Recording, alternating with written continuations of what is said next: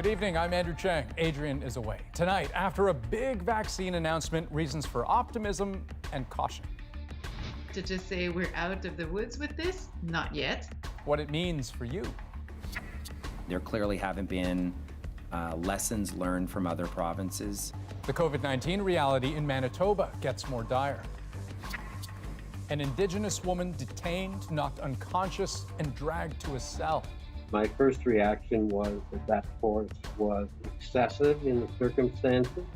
Why wasn't there an investigation?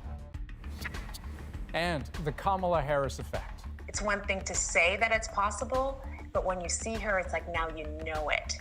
The powerful message for women and girls of color. This is The National. Well, worldwide COVID-19 numbers are absolutely brutal. 50 million infected, 1.2 million dead. And it won't stop until most of us are immune. But on that front tonight, we start with good news, perhaps the most encouraging news yet. Pfizer says data from its vaccine trial suggests a whopping 90% efficacy. Now, these are initial results. They could change, but the hunt for a vaccine has always come down to two words: safe and effective. This candidate might be both. But if this vaccine does live up to its promise, and that's still a big if, there's still a long way to go. Christine Birak shows us what this announcement really means.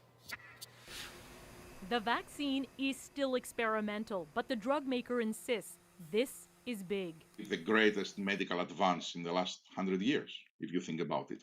In a press release, Pfizer and BioNTech announced their vaccine was more than 90% effective in preventing COVID-19 in participants who hadn't previously been infected with the virus. The trial, now in its final phase, involves more than 43,000 people. 42% are from diverse backgrounds. Researchers say participants received 2 doses of the vaccine and people were protected after 28 days. We want to be able to act. But experts say the study hasn't been peer-reviewed yet, and the safety data hasn't been released. Were there any other unintended or unexpected adverse events that were seen in this study? Hopefully not, but again, we don't know that.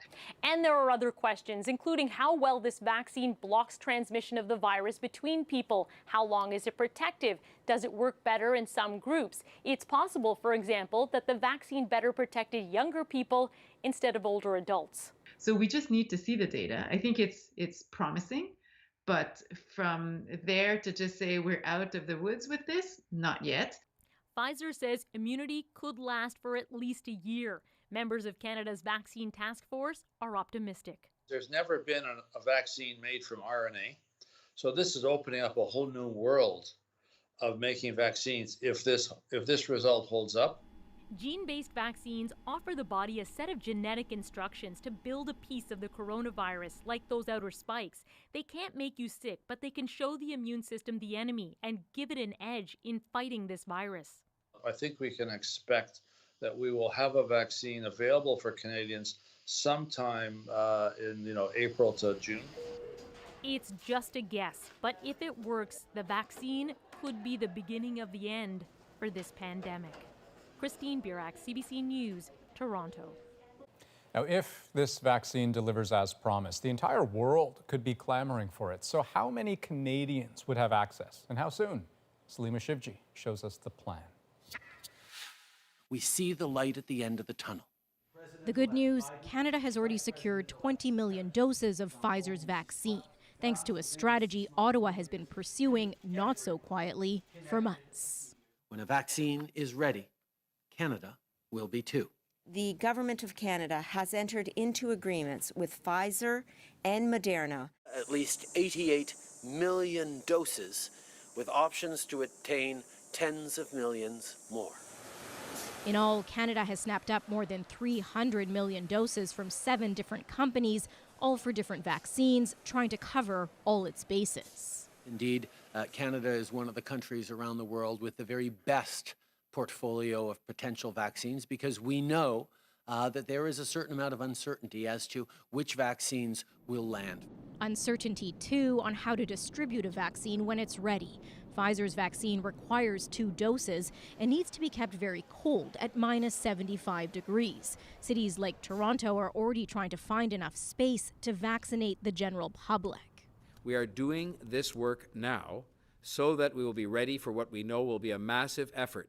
Plans are already drafted for who would get vaccinated first, those most at risk, in long-term care homes, on the front lines, and in Indigenous communities. Rollout is going to be the most difficult part of this vaccine. For us as a general population to get a vaccine in the arm, yes, we might be looking at 6 months to a year. And the government is still pursuing its strategy of buying vaccine options. It's in the final stages of talks for more doses from Pfizer in the hopes of covering more Canadians.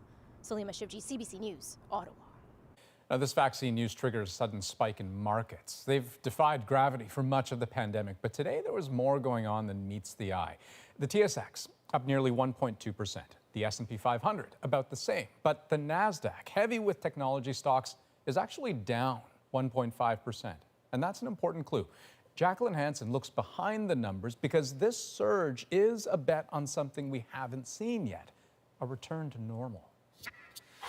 A political victory in the United States, followed by the news of a promising vaccine, were two signs investors around the world have been waiting for. This was a very, very big day for markets and for humanity, as it turns out. Pfizer's stock price jumped nearly 8%, and optimism its vaccine could unlock economies lifted up companies that have been battered by COVID. Cruise ship operators Royal Caribbean and Carnival soared nearly 30 and 40%. SeaWorld, Six Flags, and Disney gained more than 10%. And even Air Canada, on a day it reported a nearly $700 million loss for its latest quarter, surged nearly 30%. But the airline CEO said not just discovery, but global distribution of a vaccine will be key to the airline industry's recovery. And that won't be quick. Given that air travel touches, so many continents at the same time, I think that, a word of caution has to be brought to bear before we get ahead of our skis here. Still, some of the pandemic stay-at-home stars saw a sell-off, from Peloton and its home spin bikes to Zoom's video software. And as cases of COVID-19 keep climbing, investors still face a lot of uncertainty. There is still potential for risk and resulting volatility, but right now we look to be on a good path for the long term. High hopes today for a more normal future. Jacqueline Hansen, CBC News, Toronto. Now, there's still a lot to unpack here, so we have the doctors standing by. Are we getting our hopes up, or could this be the real deal? That's a little later. Now, that vaccine and the virus racing through the U.S. right now are top of mind for Joe Biden. Susan Ormiston now with the U.S. President-elect's message to Americans as he prepares to try to get the pandemic under control. An old theater house is HQ for the new president-elect and his transition team. Get used to the motorcade. Joe Biden's priority his first week trying to take the politics out of the pandemic. Good afternoon, everyone. It doesn't matter who you voted for. We are Americans and our country is under threat. The bottom line. The vaccine is promising, he says, but many months away. As cases in the U.S. climbed above 10 million today, nearly 1,000 a day are dying, and unlike Trump, Biden warned the coming winter looks dark. The projections still indicate we could lose 200,000 more lives in the coming months before a vaccine can be made widely available. Biden is blunt. Wear a mask, everyone, no matter their politics. I want to be very clear. The goal of mask wearing is not to make your life less comfortable. It's to take something away from you. It's to give something back to all of us, a normal life. With Biden's win, if one word for many, relief. I'm very relieved that somebody's in office that cares about the United States population. And we have a daughter. Ernest Savage just got in his car in North Carolina this morning and drove up here to Delaware. Historical. I wanted to be a part of this history-making moment and this change because I believe sincerely that we are in for a great ride. It's not going to be easy. Donald Trump's not going anywhere, he says. That's what he says. But that's not what's going to happen. Yeah! Biden's team has about 70 days to transition to a new government, regardless of the continuing resistance from the White House. Biden's new COVID advisory board is led in part by a former Surgeon General, Vivek Murthy, who was dismissed by Trump. Biden says he'll lean on the science, but he'll be challenged by some state governors reluctant to follow his lead. Susan Ormiston, CBC News, Wilmington, Delaware. Now, Canada's Prime Minister offered his congratulations to Joe Biden and Kamala Harris today. I'm looking forward to working with them both on the common challenges and opportunities facing our countries and our world. He later tweeted out this picture, saying he spoke with Biden today as well. And on the list of topics they discussed, climate change and, of course, COVID. Now, here at home, COVID-19 cases do keep climbing. In central Canada especially, numbers are still high. Ontario reporting 1,242 new infections. Quebec registering nearly 1,200. And in Western Canada, cases are ballooning in all 4 provinces. Saskatchewan saw a daily record 190 new cases, while Manitoba reported 365. Not a record, but a continuation of a troubling trend in its fight against the virus. Now, Manitoba, back in the spring, was actually doing pretty well, but now it's struggling to flatten its curve. And new criticisms after a deadly weekend have officials there considering additional restrictions. Cameron McIntosh has those details. On standby, an ambulance sits ready outside Winnipeg's Maples long-term care home after a weekend that saw 8 residents die and paramedics called in several times to deal with dozens of COVID cases. Today, health officials said the privately run home was understaffed. It's devastating. It's extremely concerning. Elvin Kodonik is worried about 2 family members still inside. I don't know if they're okay. We haven't been able to get a hold of anyone at the Maples for quite some time. Winnipeg's mayor says the province failed in its oversight. There clearly haven't been lessons learned from other provinces that, quite frankly, should have been.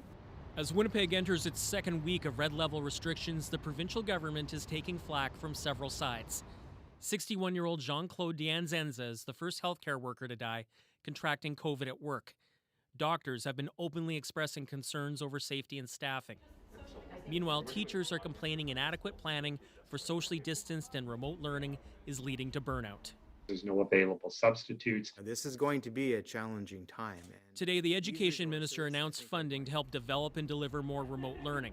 But times may soon get worse. In just 1 week, we've announced more than 2,000 cases. The chief medical health officer says current restrictions aren't working. A short but full shutdown could be coming. Nothing has been off the table. A poll last week shows some support for that.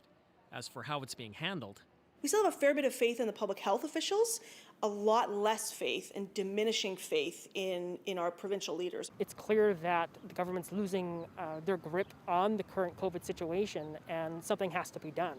in a statement, Premier Brian Pallister said it's easy to criticize from afar while urging collaboration, something many say his own government is failing to provide. Cameron McIntosh, CBC News, Winnipeg. Officials in BC have reported nearly 1,000 new cases since Saturday. What we need to do now is to break those chains of transmission so that in the next week and 2 weeks, we will start seeing those numbers come down. Metro Vancouver has been under sweeping restrictions since Saturday. Today, the Premier urged people to reduce their social interactions. If not, he says BC risks going back to the kind of severe restrictions seen in March. A group of more than 70 Alberta doctors has signed a letter to the province calling for a 2-week lockdown. They warn that without further restrictions, Alberta's acute care health system would soon be overrun. Officials reported 644 new cases today. Effective immediately, if you are coming into our province from outside of the Atlantic bubble, you must quarantine for 14 days alone. If you are not able to isolate alone, then everyone in that household isolates together for 14 days. And officials in Nova Scotia have tightened isolation rules following a cluster of cases in a suburb of Halifax. There are 16 known active cases in the province, all of which are travel-related or they're close contacts. Now, the pandemic has slowed life down in a lot of ways, sometimes for the better, but not when it comes to internet service. Today, the federal government said it's going to get rural and remote communities up to speed, but as Thomas Daigle tells us, some still have a long road ahead. Getting connected in rural Canada can prove slow and bumpy. Only a 45-minute drive from Toronto, Marcia Hars sometimes has to set up her modem and laptop outside just to get to work. Why should I have to pay anything more than my friends in the city?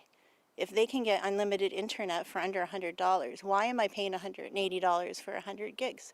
And why does it still stink? Her download rate is just a fraction of what the federal government deems broadband speed. Considered a basic service, but one unavailable to most rural Canadians. Just ask Brenda Adams, self-employed and living within Ottawa's city limits. This is not an option, and I think COVID, if it has done nothing else, has really emphasized the discrepancies. So the timing of the government's funding announcement is likely no coincidence. Long considered a priority, but now all the more pressing amid the pandemic. We're not going to stop until we connect every single household to this essential service. To the $1 billion already pledged last year, Ottawa is investing an extra $750 million. The goal? To give 98% of Canadians access to high-speed internet by 2026 and everyone else by 2030. Some of the money intended to get more communities connected in just the next year. It was something that groups like ours had asked for, and it's going to no doubt go a long ways towards bringing relief quickly. On many First Nations, however, getting affordable broadband could take much longer, with the hardest to reach areas left without access for a decade yet. That's going to mean Indigenous communities, and that's going to mean rural and remote communities who now, through COVID-19, need this connectivity. Like a long country road, for many, the wait drags on. Thomas Daigle, CBC News, Toronto. Well, a group of Mi'kmaq First Nations and BC food producer Premium Brands are buying Halifax-based Clearwater Seafoods. The deal was valued at about $1 billion, including debt, and is the largest investment in the seafood industry by a Canadian Indigenous group. The transaction is still subject to approval by Clearwater shareholders in January. Well, CBC News has obtained a video that viewers may find upsetting. It shows a young Indigenous woman punched and knocked unconscious at an RCMP detachment in Thompson, Manitoba. But it was not a police officer who hit her. It was a community safety officer employed by the city. Caroline Bargut shows us what happened. There's no sound on the video, but Janesta Garson's lawyer says it speaks for itself. After detaining the 19-year-old on suspicion of public intoxication, 2 community safety officers and an RCMP officer told her to remove a layer of clothing. Then this. She threw her belt, was punched unconscious, had an officer strip off her pants, had her limp body rolled over, and then was dragged down a corridor to a cell, where she was pushed some more, then left alone. Garson's lawyer says his client wouldn't have been treated this way if she wasn't Indigenous. Janesta is one person, out of which is undeniably hundreds of people that deal with abuses perpetuated on them by the RCMP in northern Manitoba. Eventually, Garson was taken to hospital. Rohit Gupta says she faced assault charges, later dropped. Manitoba RCMP wouldn't comment on this case, but said officers are allowed to use force if they feel threatened and often face unpredictable situations. Only the individual that's using force or is potentially being a threat knows what's going to happen. And the police officer was only reacting to the situation at hand. Peace officers have a special provision under the criminal code. This expert says the use of force has to be relative to the threat and says this case should be investigated. My first reaction was that the degree of force seemed unnecessary. Community safety officers don't fall under Manitoba's police watchdog. It's up to the RCMP to look into any allegations against them. In this case, they didn't. Garson is now suing the community safety officers, the RCMP, and the City of Thompson for discrimination, excessive use of force, and unlawful imprisonment. The RCMP and the city have denied those allegations. Caroline Bargut, CBC News, Winnipeg. Okay, next on The National, inspired by a history-making win. You can see yourself in her. I think that's the biggest takeaway for the kids. Kamala Harris reaches new heights and sends a very powerful message to women and girls of color. The words of veterans this Remembrance Day, perhaps even more poignant in a pandemic. And I'd also ask them that have hope.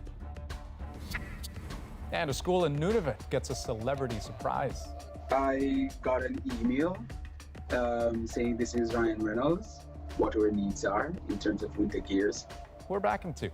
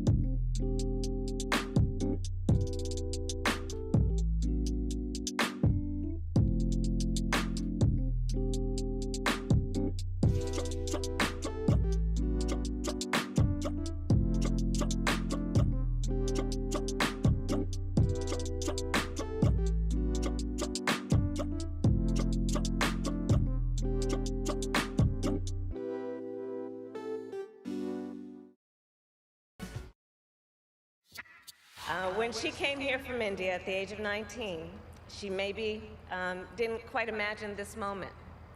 But she believed so deeply in an America where a moment like this is possible.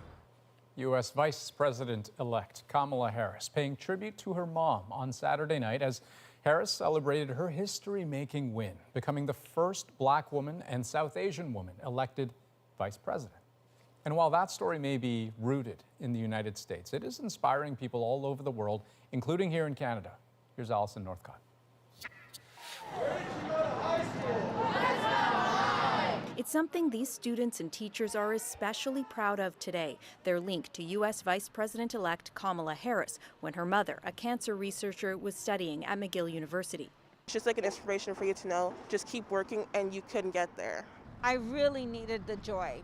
Teacher Sabrina Jafrali calls Harris's win barrier-breaking. There's a part of me that's like, oh, now we have a vice president who's Black and Indian. It makes me wonder, like, maybe I should become the Minister of Education. Like, it's very, very inspiring. For her and her students. I want to tell them it's not a one-off. If anything, it's the beginning of something important. But while I may be the first woman in this office, I will not be the last.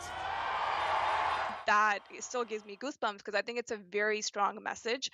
Liberal MP Kamala Harris says the political stage needs more role models and mentors for young women of color. For me, someone that looks like me, her name ironically sounds like mine as well. Being at that leadership role at that in politics is very special. A lot of women, a lot of Black women in particular, can speak to the struggle of knowing what it is to be talented, to be qualified, and to be overlooked. Yolande James was the first Black woman elected to Quebec's National Assembly. She says Harris's win can't fix everything, but that it shows what's possible. Just seeing her on that stage in that moment, it's one thing to say that it's possible, but when you see her, it's like now you know it. Green Party leader Annamie Paul has also broken barriers in Canadian politics as the first Black permanent leader of a major federal party. My mom's 84, And I don't think she ever believed that she would live to see this day where her daughter would be representing a national party in Canada and a black woman would be the vice president of the United States. And one day we might meet and shake hands and talk public policy together. While Harris will have to face big political challenges, back at her former high school today, there was optimism. You can see yourself in her. I think that's the biggest takeaway for the kids. And she hopes that helps them see they can make an impact too. Alison Northcott, CBC News, Montreal. Well, the game show Jeopardy opened today with a tribute to its longtime host, Alex Trebek. He will forever be an inspiration for his constant desire to learn, his kindness, and for his love of his family. On behalf of everyone here at Jeopardy, thank you for everything, Alex. Alex Trebek taped his final episodes less than 2 weeks ago. Jeopardy will air his final 35 episodes as they were shot. The legendary Canadian and TV host died over the weekend after a lengthy battle with pancreatic cancer. He was 80 years old. Okay, next, we're going to turn back to that promising news of a potential COVID vaccine. The company says it is 90% effective, but there's lots of fine print to talk about what it'll all mean in the real world and the complications to watch for. The doctors are in to help us make sense of it all.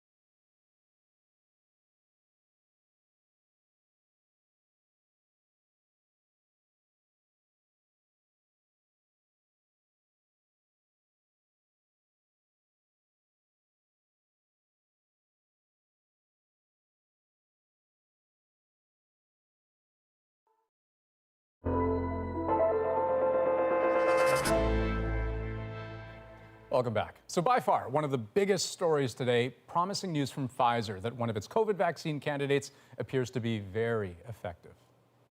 We have good reason to think that science is going to defeat this virus over the next few months. So joining us to work through this, doctors Isaac Bogosh and Zane Chagla, two infectious diseases specialists. Hello to you both. Hey, we actually get to talk about good news. So that's a bit of a change of pace, which is nice. Dr. Bogosh, I want to start with you because this notion that this vaccine could be 90% effective. I mean, can you explain what does that actually mean and how did they arrive at that number?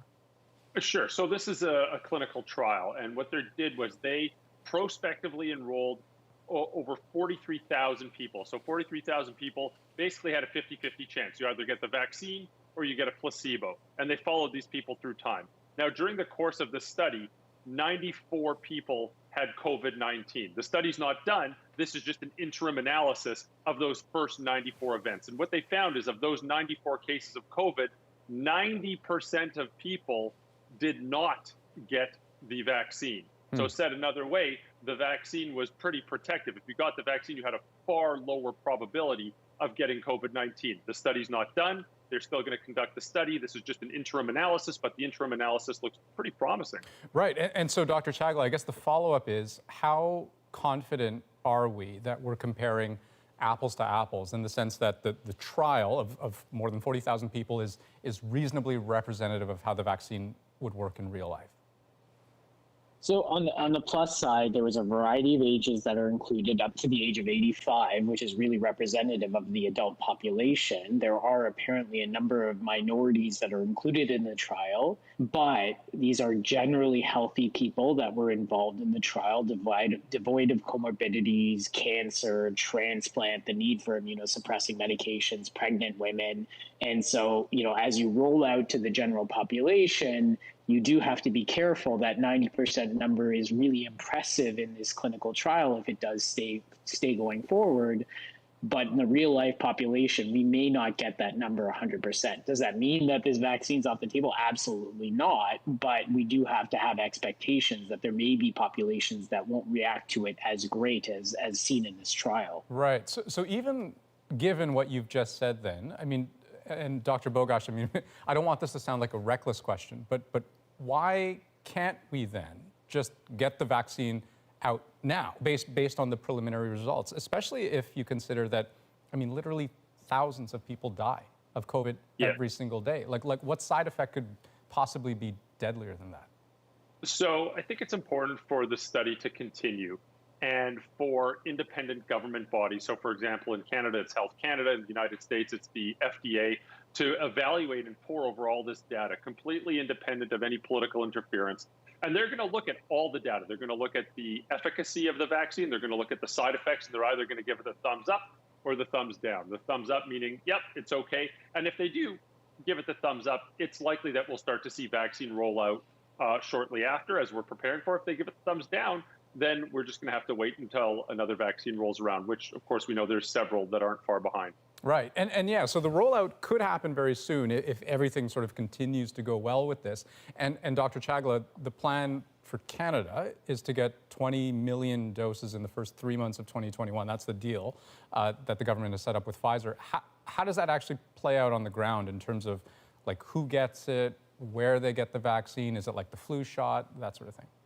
Yeah, so I mean, the one major drawback to this vaccine is that it has a significant cold chain requirement. So in other language, it needs to be stored at -70. A commercial fridge or freezer stores at -20. And so you really have very specific needs for this vaccine in terms of how it's distributed. It may not be in a family doctor's office or a pharmacy. You may need a centralized place to store the vaccine and take it to people. In terms of a rollout strategy, though, NACI, our Federal Commission on Immunizations, has come up with a strategy that prioritizes, obviously, those at the highest risk, so the elderly and those with comorbidities, people that need to care for patients, or so healthcare workers, people in long-term care, and people in households of people that have these comorbidities, and then starting to roll it out gradually to the generalized population. If the vaccine data shows that the highest risk populations also have the highest or reasonable benefit here, I think that prioritization scheme works very well. And hopefully that's the target for the first 10 million doses. And let me ask you, do you think we'll actually get that many doses in the first 3 months of 2021? I mean, production is production. It takes time, but hopefully, again, even if it rolls out slowly, we can at least start focusing on that first group. So even anything is better than nothing. Dr. Bogosh, one last question for you, and I want to ask this in just an anecdotal way. I mean, I've heard from people who, even people who believe in vaccine science, they're maybe hesitant about getting the very first vaccine that rolls off the assembly line, so to speak. What would you say to that person? Well, I think it's more of a strategy, and I think we should be having a very strong PR approach right now, basically informing Canadians in an age, language, and culturally appropriate manner that vaccines are rolling out soon, that we should be prepared for them, and really to focus on what the vaccine's going to do, what the potential side effects are, and what we can be prepared for in the months ahead. Okay, hey, Dr. Bogosh, Dr. Chagli, we got to leave it there. Thank you so much for your time. I really appreciate that. My pleasure. And there are lots more questions that we couldn't get to tonight, so be sure to check our Instagram page at CBC The National tomorrow, where our doctors are going to answer a few more questions for you. Also, we know there are lots of vaccines in the works, right? Worldwide. So we are tracking them all. Head on over to cbcnews.ca/vaccine tracker for more on that. And next, in the run-up to Remembrance Day, we bring you a story of dedication that dates back more than 70 years. It was a form of duty in a sense, and out of respect. When I walk to the grave, the first thing I do is put my hand on the gravestone. How this British man came to honor the memory of a Canadian airman killed in the Second World War.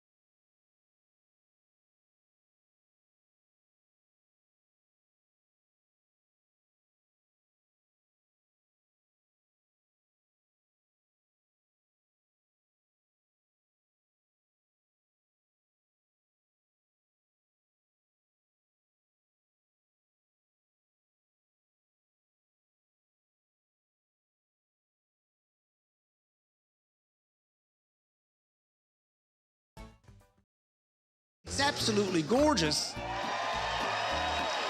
Sorry, did you think I said gorgeous? I meant gorges, like canyons. It's the intersection of three gorges here. Not to say you're not gorgeous. This is the scene in Ottawa tonight. The Canadian Legion's poppy drop leading up to Remembrance Day on the 11th. Those are 117,000 virtual poppies cascading down the Peace Tower, one for each of Canada's fallen since the beginning of the First World War.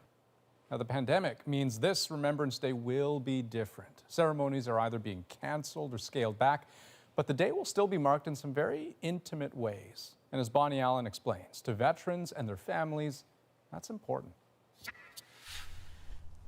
What are you giving thanks for today? I'm able to get outside. That's what I'm giving thanks for. Yes, thank you, God. Jean Tweeten has come to terms with most pandemic restrictions, including the cancellation of many Remembrance Day ceremonies. But the 97-year-old British Royal Air Force veteran won't give this up.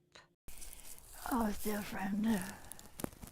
A visit to the Veterans Memorial with her son Reg and daughter Janet to lay poppies on the graves of loved ones who served.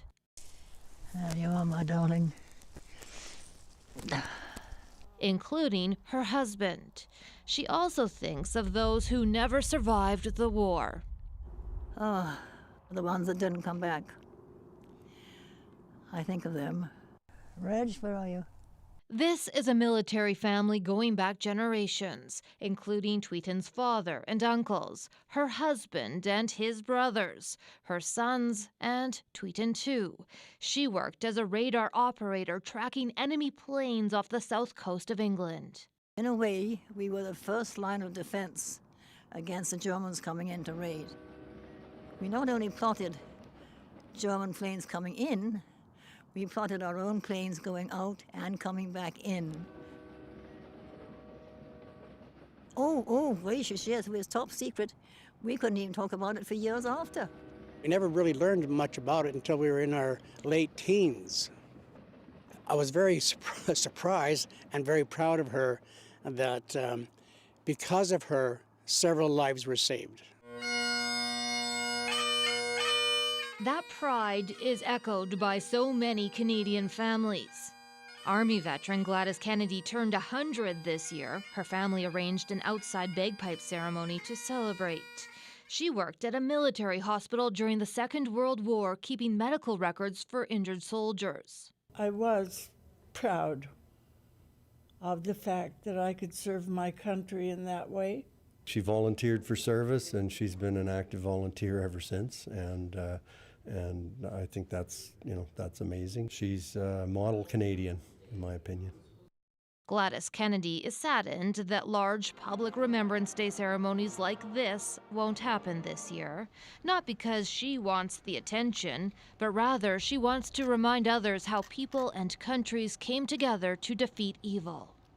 It proved that we can do something about things that are unacceptable. That sentiment is shared by the Tweeten family. Retired Major Reg Tweeten has been visiting classrooms for decades, teaching children to appreciate their rights and freedoms.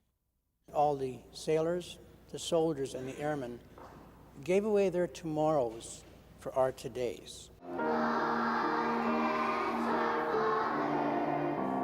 There won't be this kind of school ceremony in the midst of a pandemic, but if there was, Major Tweeten says he would tell children that winning the war took a collective effort and sacrifice, and that the same holds true in order to combat the pandemic.